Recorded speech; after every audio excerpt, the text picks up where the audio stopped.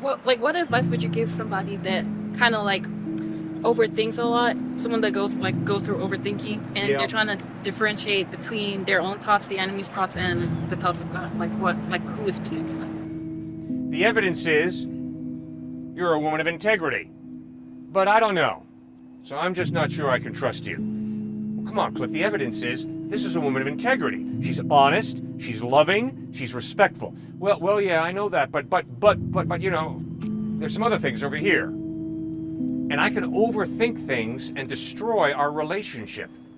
So you're right. You got to be careful that you don't get into obsessively overthinking things. Stuart, what would you say? Yeah, overgeneralizing or black and white thinking. So overgeneralizing is simply, looking for the bad always in the good. There's always bad following good, where it's, I see light in this situation. God, I see your blessing here, but right behind it, oh, wait a second. Could this be me getting it wrong? Is this really the devil doing this? Is the devil hidden in this? So that type of overthinking, overgeneralizing, black and white thinking is always just completely splitting down between, taking a person and saying you're either all good or you're all bad.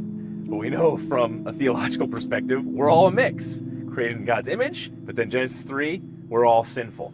And so when it comes to overthinking from a psychological perspective, things like meditation, prayer, exercise, sitting in stillness as much as possible, but then also being very active, those are all important physically and psychologically. But then when it comes to theological, quieting down and saying, God, I know who you are, I know your character, and calling out that character.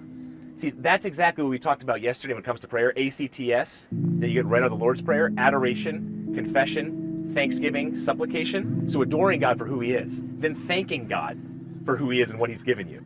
And then C, confession. C came before T. C, confession. What is the wrong that I've done? And then S, supplication, asking him for things. If you are overthinking when it comes to your spiritual life, you're probably asking too many things of him too frequently. Start with that adoration and confession and thanksgiving. That, for me, helps break up this type of overthinking, incessant overthinking, because I struggle with the same thing.